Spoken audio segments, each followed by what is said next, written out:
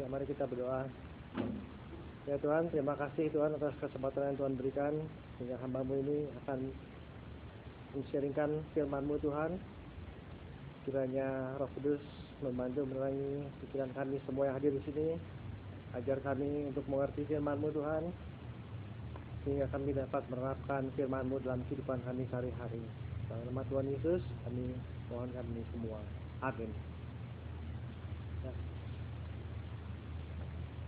Ya, jadi yang akan kita bahas malam ini adalah aplikasi atau studi lebih mendalam tentang apa itu kabar baik, ya. Jadi kita akan mempelajari apa sih sesungguhnya kabar baik yang kita sudah dapat kemarin hari Jumat. Ya. Jadi di sini ada dari beberapa macam cara yang Pak Kiki atau Reni uraikan, ya. Kita boleh pilih itu. Itu jadi banyak cara, tapi boleh pilih satu. Kalau Yesus hanya ada satu jalan. Tapi kalau cara banyak cara. That's okay. Ya. Nah, di sini yang saya akan bahas cara yang saya pelajari, ya. Cara yang saya pelajari. Yang penting di sini konsepnya sebetulnya. Jadi setiap yang kita mau bicarakan, setiap yang kita mau dialogkan dengan teman bicara kita punya konsep dulu yang penting.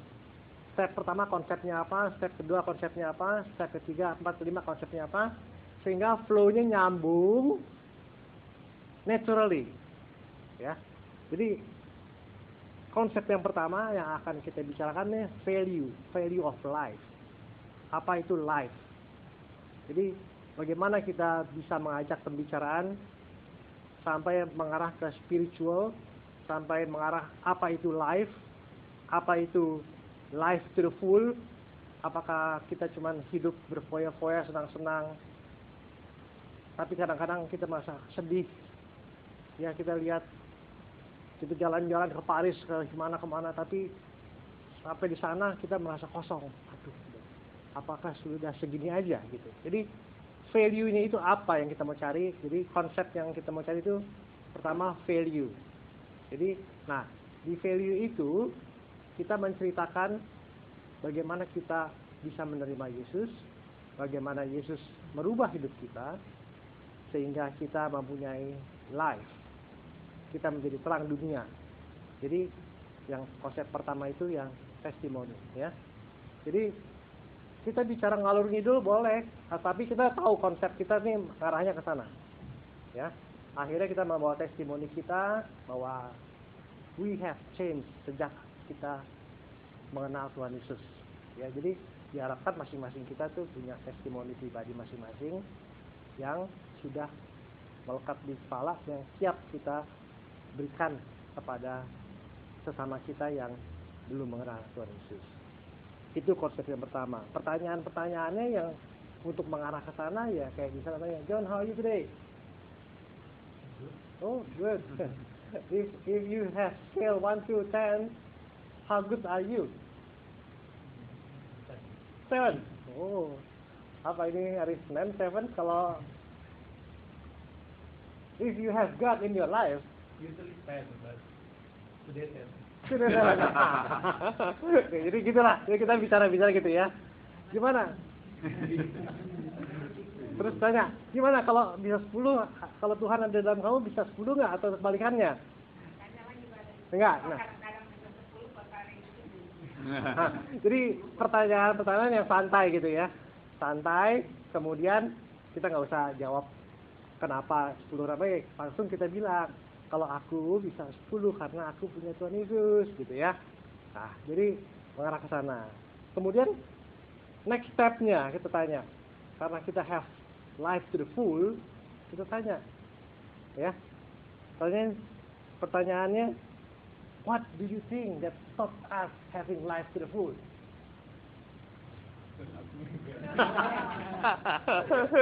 Oke, jadi kan kita tanya ya, apa yang bisa menyebabkan kita nggak bisa punya kehidupan full dengan bersama Tuhan Yesus? Dia mikir kan? Apa kira-kira John? Niko di ujung. Nah, ini John kok. Bisa, nih John. Kita nih nanya-nanya, apa sih yang bisa, apa kita nggak bisa dapetin life to the full? Kira-kira, yaudah dia nggak jawab ya.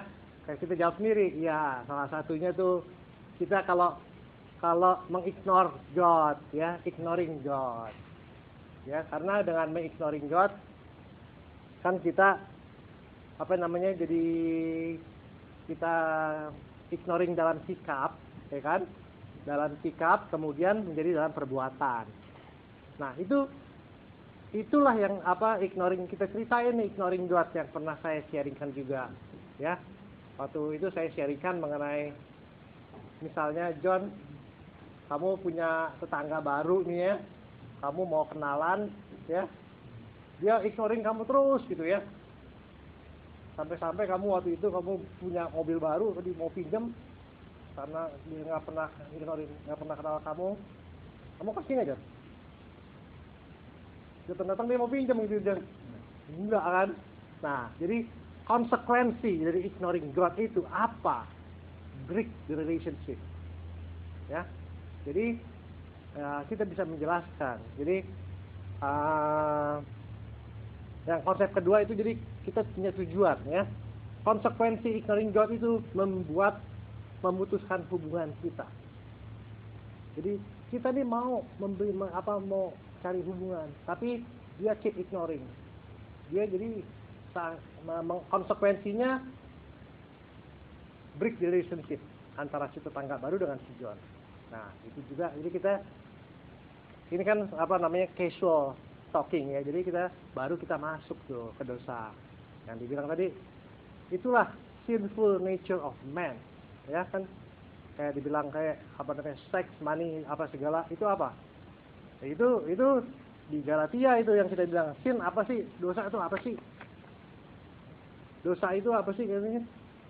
Kalau di sini kan dibilang di Galatia 5:19 ya, perbuatan daging telah nyata, yaitu percabulan, kecemaran, hawa nafsu, penyembahan berhala, sihir, perseteruan, perselisihan, iri hati, amarah, kepentingan diri sendiri, penginderaan dan roh pemecah, kedengkian, kemabukan, pesta pora dan sebagainya.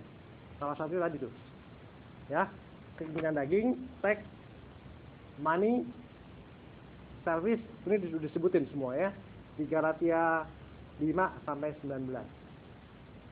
Tapi apa intinya itu semua keinginan daging? Ya, itu adalah dosa itu apa sesungguhnya? Kalau dosa itu sesungguhnya itu rebellion, ya. Jadi rebellion terhadap dirinya sendiri, human nature. Jadi di sini disebutin rebellious human nature, human value system that stand in opposition to God's value.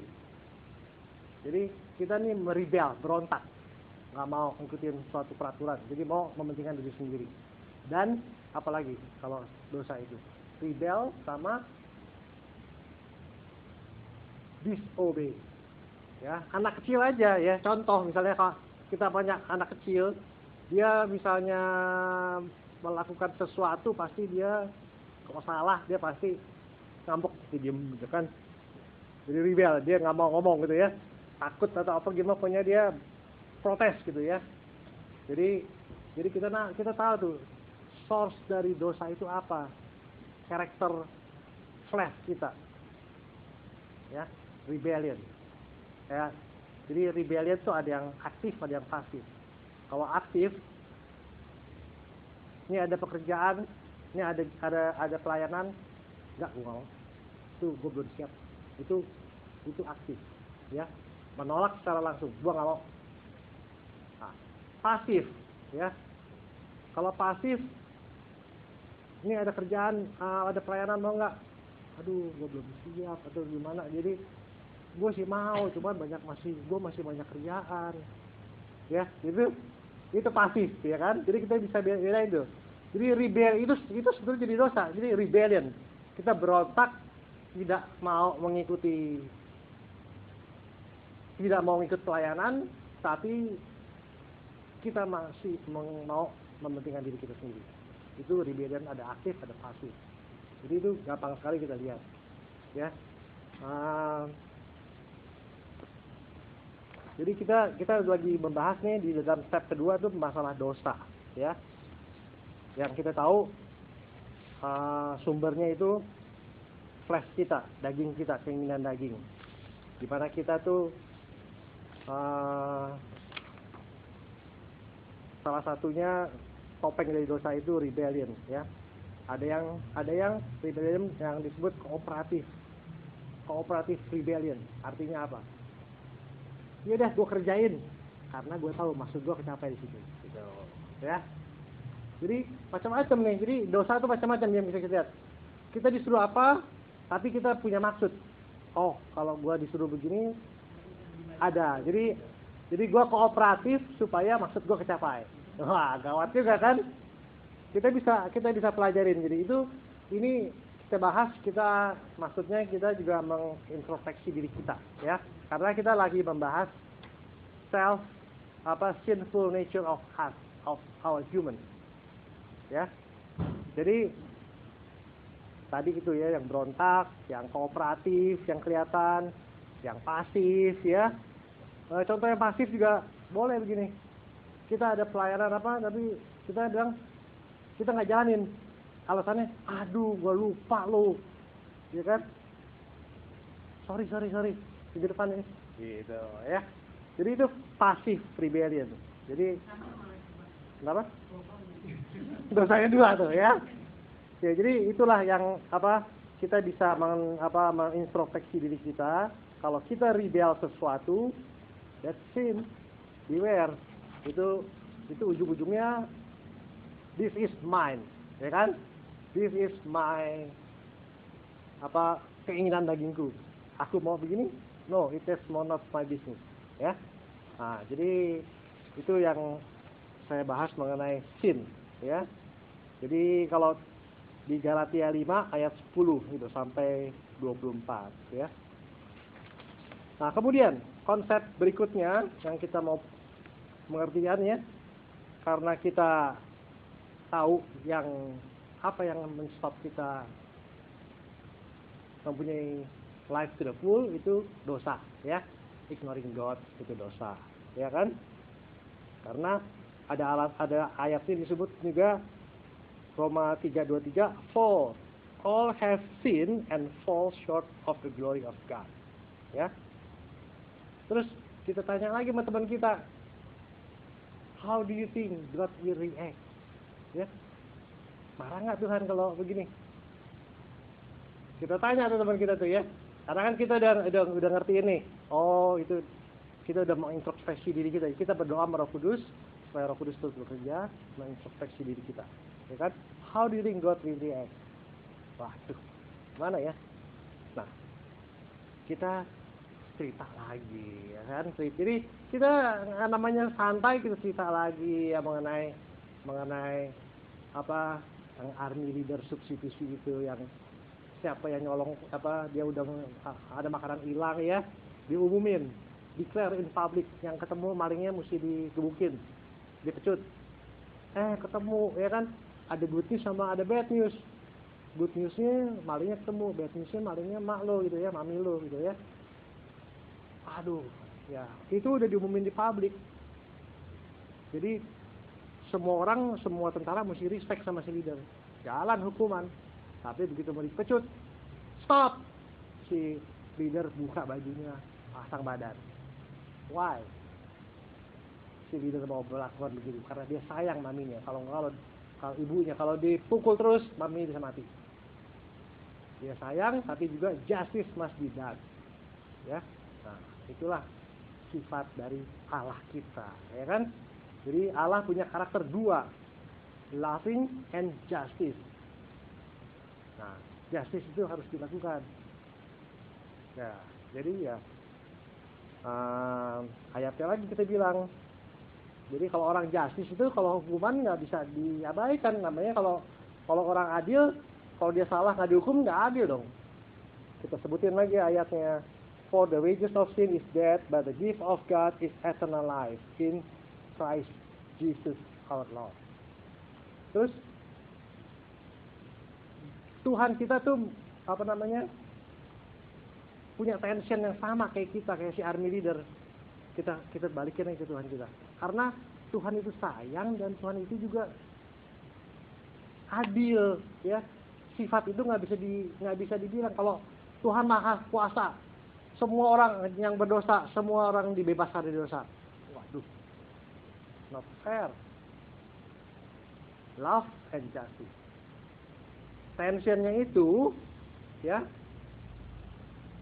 disolusiin sama Tuhan dengan Tuhan sendiri yang turun ke dunia melalui Yesus, ya. Jadi kita ceritain tuh, Tuhan turun sendiri melalui anaknya tunggal, mengirim anaknya tunggal bagi Yesus. Yesus ceritanya, lu kenal nggak Yesus?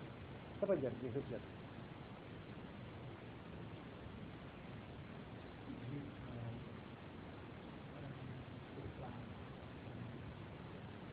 Ya kalau orang awam kan bilang, wah dia itu nabi, ya kan? Dia itu si apa namanya, nabi atau prophet yang atau di guru yang nggak pernah salah, ya kan? Ya kita tambahin, you are right. Tapi Yesus itu lebih dari itu, kita bilang ya. Yesus itu fully man and fully God, ya kan? Waduh, jadi He is the creator, He is the Son of God, ya. Nah, ya kita cerita lagi itu ya, siapa Yesus, ya kan? Karena kita ceritain, karena kita banyak dosa nih, ya kan? Kita ibarat kita kehidupan kita difilmin nih, ya kita ya, difilmin, ya kan? Ada nih di DVD nih, buku dosa kita nih, dari kecil sampai tua, sampai seumur Pak Hadi, buku dosa di sini, ya. Kan yang paling tua ya kira-kira dah, sampai tua ada ya. DVD kita di sini nih. Ya enggak nih kan contoh ya kan, namanya seumur hidup kita difilmin ya kan. Tapi Tuhan sayang kita nih. Tapi ada dosa yang menghalangin kita. Aduh, Tuhan nggak bisa melihat dosa kita ya kan. Ya, dikirim Tuhan Yesus mati di kayu salib, mengangkat dosa-dosa kita. Dia bangkit lagi pada hari ketiga, naik ke surga. Kita udah gak ada dosa. Kita dapat mempunyai relationship lagi dengan Tuhan kita. Jadi, nah itu kita jelasin tuh Yesus, apa namanya?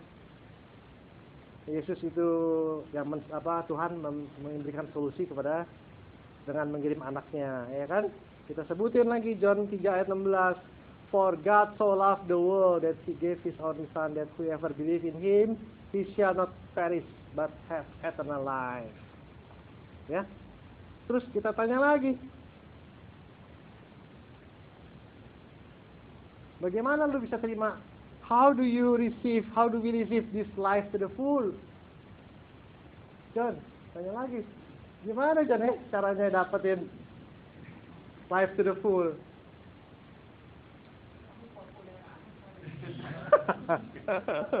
Ya kan? Ya, kita cerita mengenai grace dan faith, ya kan? Nah, grace dan faith itu give, ya kan? Kalau give, ya, it is not to be paid back. Ya, it is offensive. If you kasih sesuatu, ini berapa duit deh, gue bayar aja deh. Wah, gaya banget tuh ya. Jadi offensive ya, kalau udah give ya give gitu ya. It's free, nggak bisa kita bayar. Apalagi ini gift-nya life and death. Ya, kita sangat berhutang budi kalau life and death, ya. Jadi itu faith. Jadi bagaimana kita mendapatkan life to the full? It's through faith in Jesus. Nah, kita cerita lagi kan. Ini banyak cerita nih, namanya kita ngobrol-ngobrol gitu kan. Kita kan nggak serius ngobrol tapi serius sampai kita punya maksud gitu. Tapi dia anggap tuh kita nggak serius gitu ya. Cerita lagi kayak mau fishing boat, kita mau John, kita minggu ini Sabtu kita mancing yuk ya, kita mancing Sabtu dah ya. Kita mancing John Sabtu John. Nah Sabtu mancing di tengah laut, angin ribut tuh, perahu kita terbalik John. Waduh gila, perahu kita terbalik. Untung kita bawa aqua John, 2 galon, ya kan, udah habis kita jadi peluk tuh aqua, ya kan, kita ngapung. Ya kita ngapung pakai aqua John ya. Tapi kita di tengah laut, nggak bisa kemana-mana, gimana ini? Aduh. Ya, SOS, EOS, doa-doa nggak nyampe-nyampe. Kita lihat ada perahu deketin kita. Ada perahu John. Perahu John. Waduh, asik nih. Ya kan? Wah, dia lihat kita. Dia tolongin kita akhirnya. Nah, ini life and death nih ya. Dia tolongin kita. Apa respon kita waktu ditolongin? Hah? Kita buang nggak Pak itu aqua kita? Ya udah kita buang tuh aqua. Aduh, ini gua udah lemas tangan gua megangin ya. Galonnya kita tinggalin, udah kita sabut kita naik, ya kan? Naik ke perahu dia, ya. Ya kita naik ke perahu dia. Nah ini life and death decision. Jadi artinya kita harus meninggalkan faith kita kepada pekerjaan kita, kepada kekayaan kita, kepada apa yang kita bergantung di dunia ini. We have to put our faith on Jesus alone. Nah, kita akui Jesus is my Savior. Karena ini life and death decision, ya. Jadi akhirnya ya kita ceritain tuh, wah, gua sambut tuh penolongnya. Nah, kita terangin, Yesus itu ya penolong kita, Savior kita. Kita ini sebetulnya sudah mati, udah nggak bisa apa-apa, mati rohani, ya. Hidup cuma mati gitu, ya. Ya, udah gitu ya. Ujung-ujungnya kita tanya ya, kita ngomong lagi konsepnya lah. Jadi tadi itu konsepnya tuh recognizing who is the Savior. Jadi yang kita mau ceritain tuh ada konsepnya, ada tujuannya. Kita mau perjelas siapa Savior kita. Jadi kita di-rescue oleh siapa gitu ya.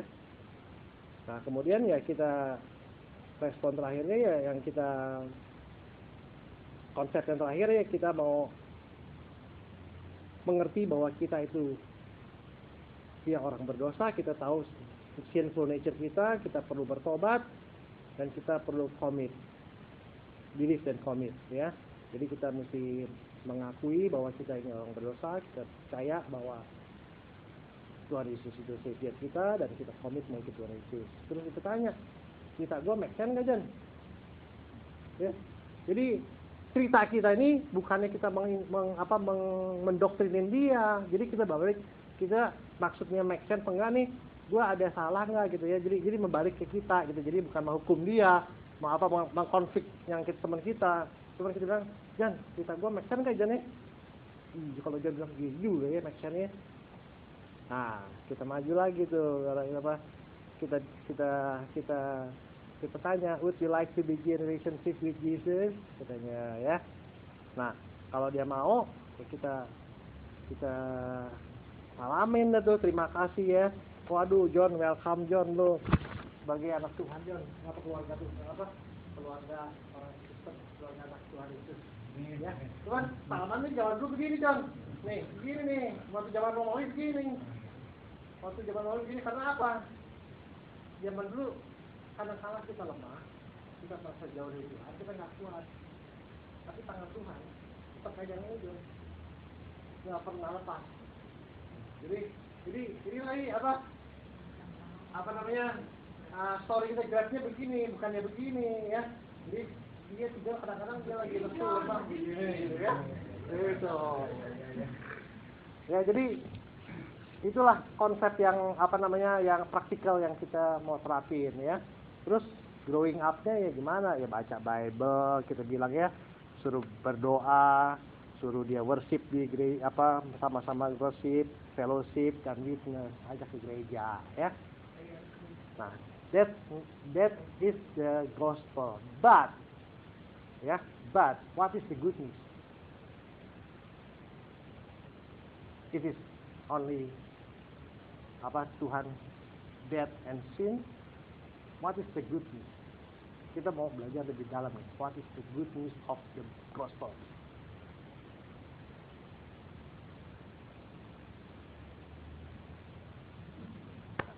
Kita masuk ke sedikit lagi ya. Jadi aku nggak perlu banyak lama. Cuman ini yang paling penting. What is the good news of the Bible? What is the good news of the gospel? Ya. the gospel, sharing the gospel is not about death, kematian dan repentance atau gift salvation. That's all, udah kelar. Jadi terus kita dapat eternal life, ya kan?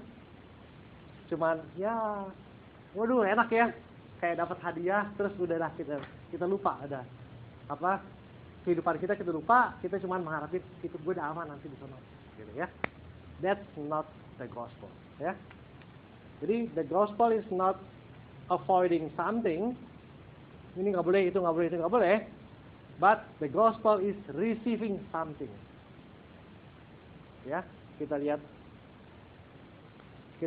di Lukas 3 ayat 15.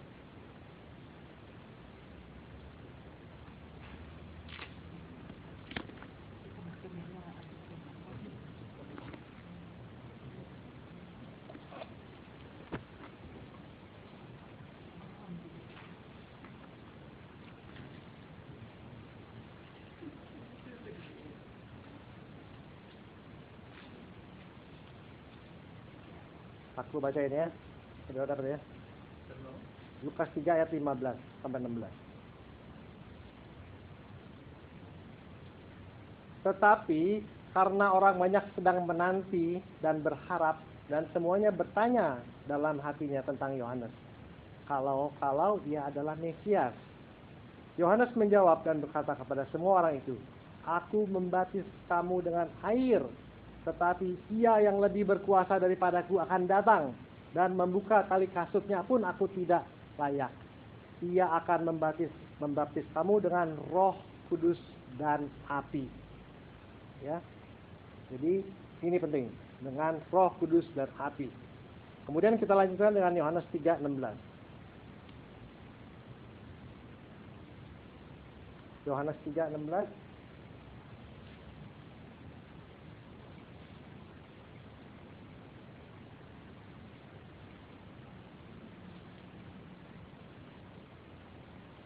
Ya, karena begitu besar kasih Allah akan dunia ini, sehingga Ia telah mengaruniakan anaknya yang tunggal, supaya setiap orang yang percaya kepadanya tidak binasa, melainkan beroleh hidup yang kekal. Sebab Allah mengutus anaknya ke dalam dunia, bukan menghakimi dunia, tetapi melainkan untuk menyelamatkannya oleh Dia. Jadi God sent Jesus, ya. Si Yohanes sudah bilang bahwa nanti Yesus membaptis kita dengan Roh Kudus dan dengan api, ya. Kita baca satu lagi di ayat di Lukas 24.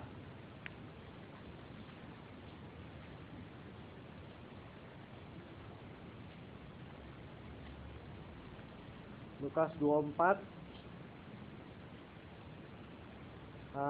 ayat 44 sampai 49. Saya baca ini biar cepat. Ia berkata kepada mereka, "Inilah perkataanku yang telah kukatakan kepadamu ketika aku masih bersama-sama dengan kamu, yakni bahwa harus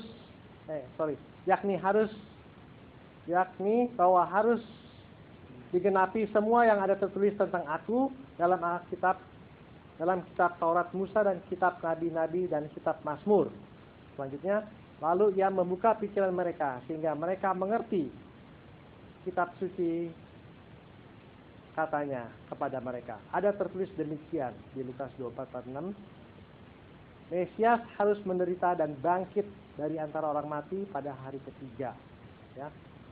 Jadi, dan lagi dalam namanya berita tentang pertobatan dan pengampunan dosa harus disampaikan kepada segala bangsa, mulai dari Yerusalem. Yang 48, kamu adalah saksi dari semuanya ini. Dan aku akan mengirim kepadamu apa yang dijanjikan Bapakku, tetapi kamu harus tinggal dalam kota ini sampai kamu diperlengkapi dengan kekuasaan dari tempat tinggi. Jadi mereka semua yang di sana disuruh tinggal di sana karena akan diperlengkapi dengan kekuasaan, power, ya. Jadi kita dalam gospel ini kita receiving something, receiving the power of baptism, yaitu Roh Kudus. Ya, kita mempunyai power Roh Kudus yang ada dalam kita. Ya, kemudian dilanjutkan dengan Kisah Para Rasul 11 ayat 15.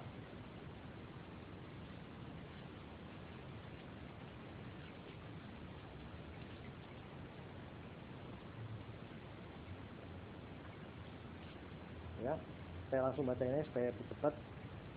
Dari 14, Dia akan menyampaikan suatu berita kepada kamu yang akan mendatangkan keselamatan bagimu dan bagi seluruh isi rumahmu. Dan ketika aku mulai berbicara, turunlah Roh Kudus ke atas mereka sama seperti dahulu ke atas kita. Maka teringatlah aku akan perkataan Tuhan. Yohanes membaptis dengan air, tetapi kamu akan dibaptis dengan Roh Kudus. Ya, jadi ini diulang lagi di Kisah Para Rasul apa yang dikatakan Lukas 3:16. Ya, selanjutnya setelah Saul disingkirkan, Allah mengangkatnya. Kita nggak usah terusin gitu. Ya, ini yang penting ya. Jadi kita waktu dibaptis sekarang kita dengan Roh Kudus ya. Kita receive something. Kita receive Roh Kudus untuk apa? Untuk kita bisa mempunyai relationship dengan Tuhan. Untuk bisa berjalan menghadapi kehidupan ini. Ya, karena yang penting adalah kehidupan sekarang. Jadi eternal udah pasti. Tapi bagaimana di tengah-tengah dunia yang kacau balau begini kita bisa menjadi terang dunia? Kita tidak khawatir karena kita diberikan Roh Kudus, power, ya, untuk mengalahkan semua yang di dunia ini. Ada juga yang artikel saya kirim kemarin, burung membuat sarang, ya, di tengah-tengah kota yang bising, tapi tetap dia bisa membuat sarang. Artinya ya harusnya kita nih di tengah-tengah kegelapan yang macam-macam, tetap kita bisa menjadi terang dunia karena kita punya power yang diberikan oleh Bapa. Jadi kesimpulannya, ya, Tuhan Yesus, Bapa di surga mengutus anaknya Tuhan Yesus, ya, untuk memberikan keselamatan, for the salvation. Tuhan Yesus membaptis, memberikan kita Spirit, Roh Kudus, ya. Jadi Bapa mengutus anaknya mengutus kita. Kita diberikan Roh Kudus. Itu juga membuktikan Tuhan kita itu Tritunggal. Ya, Trinitas Tuhan itu terbukti di situ. Tritunggal. Jadi itulah studi lebih lanjut, what is the gospel? The gospel is not about living next, ya, eternally, tapi kita tidak tahu dengan siapa kita hidup. Kita hidup sekarang bersama Tuhan Yesus. Nanti juga kita berhidup selamanya bersama dengan Tuhan yang kita kenal saat ini. Amin.